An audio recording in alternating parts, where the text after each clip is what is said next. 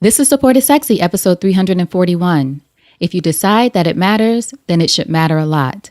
If you decide that it doesn't matter, then it shouldn't matter at all.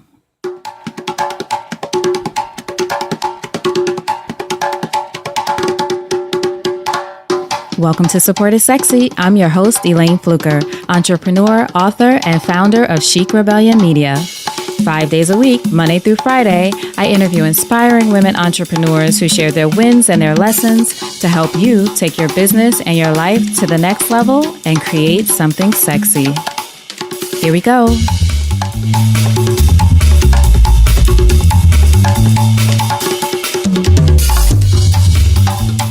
Hi, everyone. Welcome to a new episode of Support is Sexy. I'm happy to have you here. You know, it just would not be the same without you.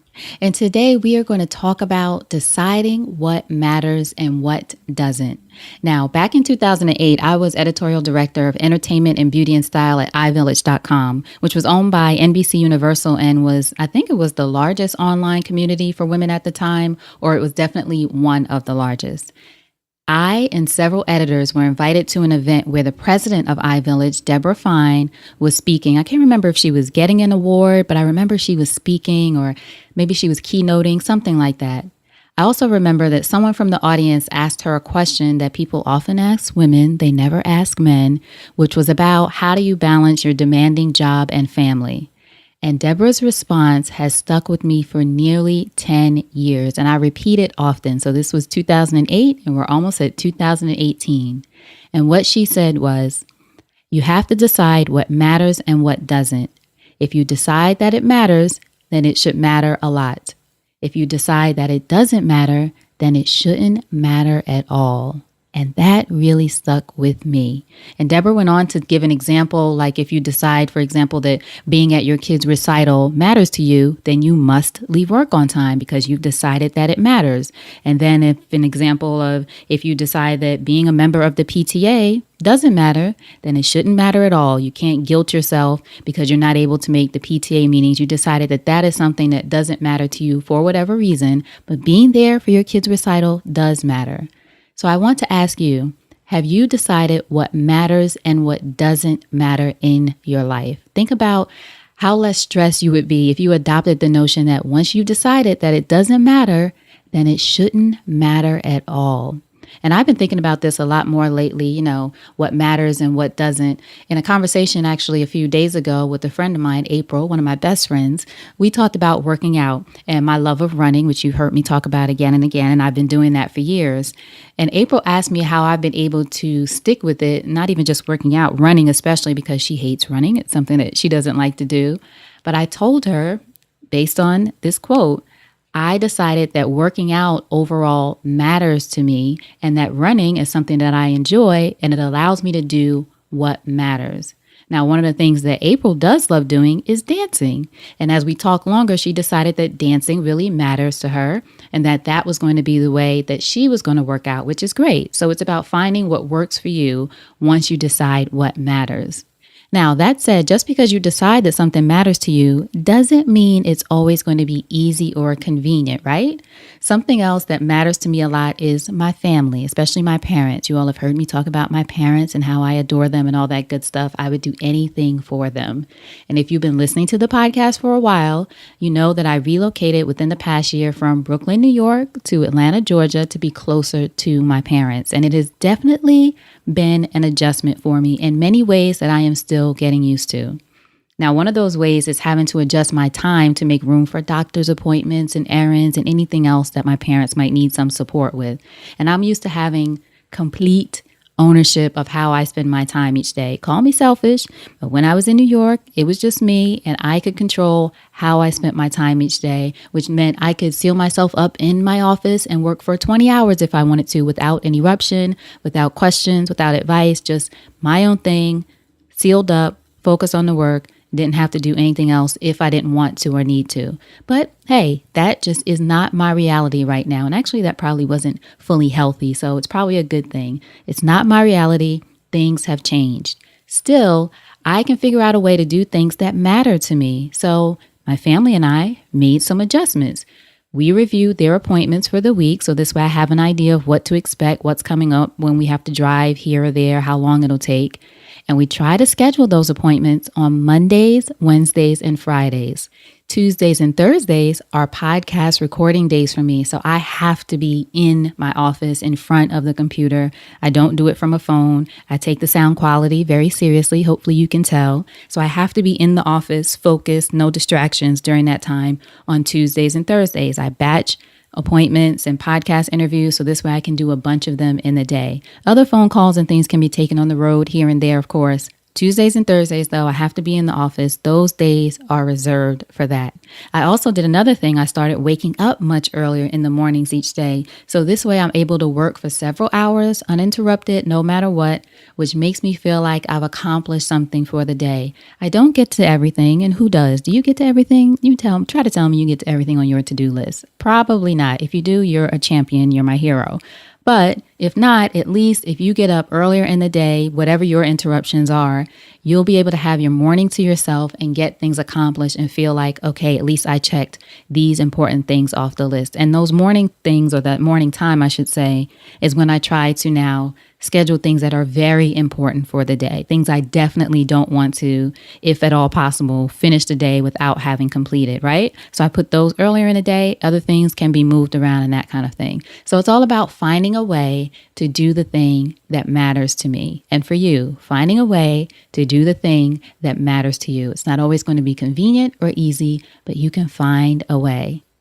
Now, on the other side of this are things that don't matter. And I think determining this is equally as important, but it's not always easy to let go of. Sometimes we get stuck in these things that don't matter, but deciding and letting go of what doesn't matter to you, I will tell you, I've done it. It can be really freeing once you get into the practice of deciding that doesn't matter, so I'm not going to worry about it. Now, something that I've decided doesn't matter to me, the no's. We hear no a lot. You've heard me talk about no is just a part of the process in business, in life in general. Still, no one likes to be rejected or hear no when they're going after something, right? But I've decided that the no's don't matter. It's the yeses that change everything. So whether that's a no to an idea that I've pitched, or it's a no from a client that I really wanted to work with, or it's a no from all of you, maybe for a program that I launched that you're just not feeling for one reason or another, or it's a no from podcast guests that I've been reaching out to in some cases for years. Some people I've been trying to interview even before I had a podcast for other outlets. Hasn't worked out yet. Now I've got the podcast. I'm trying to interview them. They've said no for whatever reason. I'd still decided the no doesn't matter. I am determined to show up for all the people who said yes. Think about it. I've interviewed nearly 200 women for the Support is Sexy podcast, and that's a lot of yeses, which I'm very happy about. But in there, you have to think there were plenty of no's, and it's all a numbers game. People talk about that with pitches or whatever you're working on. It really is a numbers game. So to get 200 yeses, you have to go through plenty of no's. And like I said, even this is from people that I know personally. For whatever reason, there has to be a no or a not at this time. Still, what matters to me is showing up as my best self for all the women who have said yes. Now, I will say that there can be some valuable feedback in the no, which does matter to me. Feedback is information, right? If there's something that I can tweak for my idea or a better time for that guest or a different focus for the program or whatever it is, these are all important questions that I want to make sure that I ask myself to make myself and the work that I create even better. So there is value in looking at why the no. And once you understand that, you decide if it matters and if it doesn't. So I shared all this to say, for you, I want to challenge you today to decide what matters to you and what doesn't. What's something that you're fretting about or worried about that you could move to the doesn't matter at all list? What's something that matters to you that you've maybe been pushing to the side, like I talked about myself and my friend April, working out, for example, something that you've been, pushing to the side, but if you just made some key adjustments, you could experience it in all the ways that you want. Think about that. What are you avoiding that you could be experiencing that really matters to you?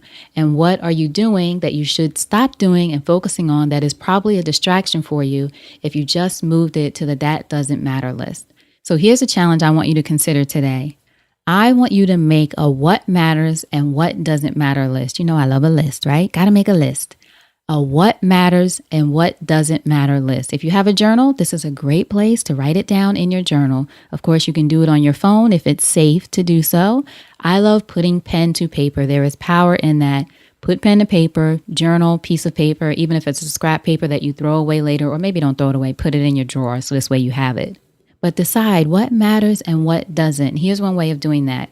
Write down at least 3 things that matter to you. It could be people, activities, goals, dreams, state of mind, possessions, whatever you want. And of course, it can be more than 3, but push for at least 3. At least 3 things that you decide matter to you.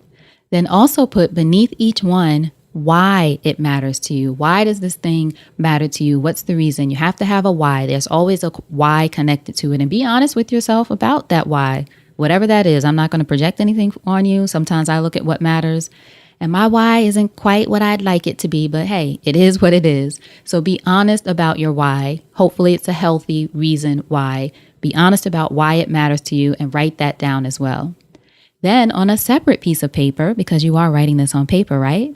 Write down what doesn't matter. Whenever you feel yourself slipping into complaint mode or sadness about these things, you'll be able to remember this list and say to yourself, nope, I've decided that doesn't matter, and you'll allow yourself to shift and let that go. So think about the things that you've decided, do at least 3, so this way it's even, that don't matter to you. And maybe they mattered up until today, till I mentioned this, and now you're deciding, okay, as of today, this is something or someone that I'm going to put to the side because I've decided that it doesn't matter enough for me to get stressed about it, worry about it, and all of those things. What doesn't matter to you? Put that on a list and then put why you've decided that this no longer matters, why you're going to push this to the side or not let this stress you out, even if not push it to the side and not have this in your life, remove this from your life or whatever it is. Why are you going to do that?